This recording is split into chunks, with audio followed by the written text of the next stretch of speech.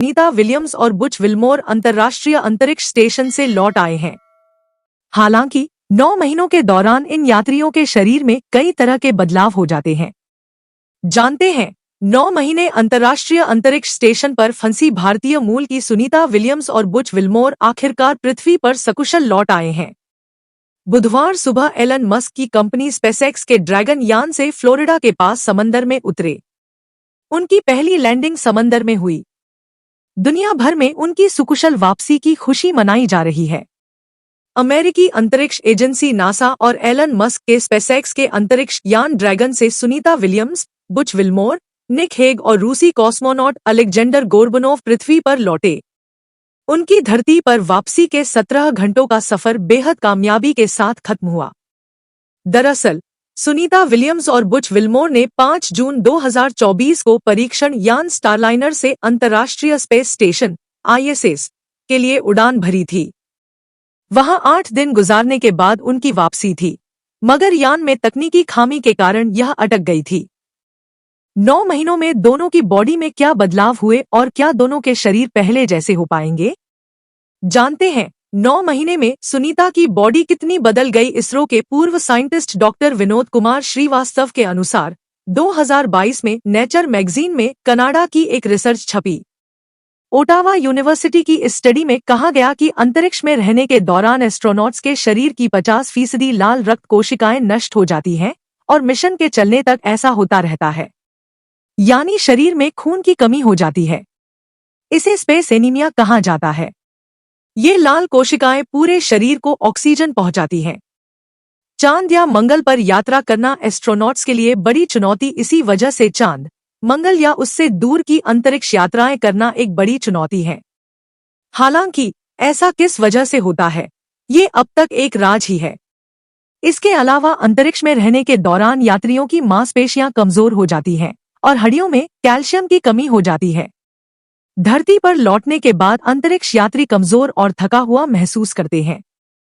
सबसे ज्यादा दिन तक अंतरिक्ष में रहने वाली तीसरी हस्ती सुनीता के अंतरिक्ष से धरती पर कदम रखने के साथ ही वह कुल 286 दिन अंतरिक्ष में बिताने वाली हस्ती बन गई है। इसके साथ ही वह एक यात्रा में तीसरी सबसे ज्यादा दिन तक ISS पर बिताने वाली महिला वैज्ञानिक बन गई है। इस मामले में सबसे पहले नंबर पर 328 दिनों के साथ क्रिस्टीना कोच हैं। वहीं पिग्गी वीटस 289 दिनों के साथ दूसरे नंबर पर है। ISS में एक बार में सबसे ज्यादा 371 दिन अंतरिक्ष यात्री फ्रंक रूबियो ने बिताए हैं। कुल मिलाकर सबसे ज्यादा दिन बिताने का रिकॉर्ड 67.5 दिनों के साथ पिग्गी वीटस के पास है। क्या हर सेकंड 30 लाख लाल कोशिकाएं नष्ट होती हैं? विनोद श्रीवास्तव बताते हैं कि अंतरिक्ष में रहने के दौरान अंतरिक्ष यात्रियों के शरीर में हर एक सेकंड में 30 लाख लाल रक्त कोशिकाएं, रेड ब्लड सेल्स, नष्ट हो जाती हैं। वहीं जमीन पर यह रफ्तार प्रति सेकंड 2 लाख ही है।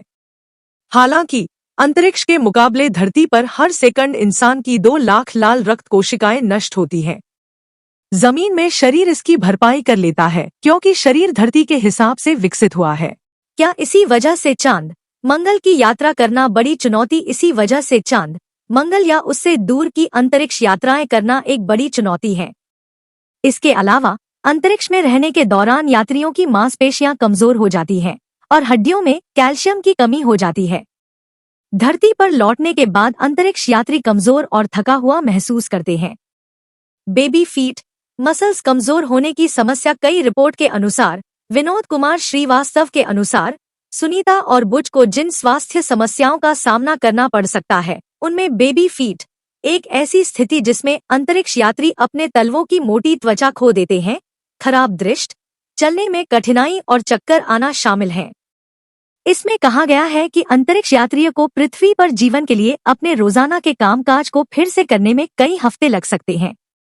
अभी खड़े होने, देखने और चलने फिरने में समस्या। ह्यूस्टन स्थित बेलर कॉलेज ऑफ मेडिसिन ने नोट किया है कि एक बार जब अंतरिक्ष यात्री पृथ्वी पर लौटते हैं तो उन्हें तुरंत पृथ्वी के गुरुत्वाकर्षण में वापस समायोजित होने के लिए मजबूर होना पड़ता है और उन्हें खड़े होने, अपनी निगाह को स्थिर करने, चलने और मुड़ने में समस्या हो सकती है। ऑर्थोस्टेटिक हाइपोटेंशन की समस्या भी हो जाती है। जापान की स्पेस एजेंसी जक्शा के अनुसार पृथ्वी पर लौटने वाले अंतरिक्ष यात्रियों को खड़े होने पर अक्सर चक्कर आते हैं, जिसे ऑर्थोस्टैटिक हाइपोटेंशन के रूप में जाना जाता है। ऐसा इसलिए होता है क्योंकि पृथ्वी पर गुरुत्वाकर्षण अंतरिक्ष की तुलना में अधिक मजबूत है और हृदय से सिर तक रक्त पहुंचाना अधिक कठिन होता है।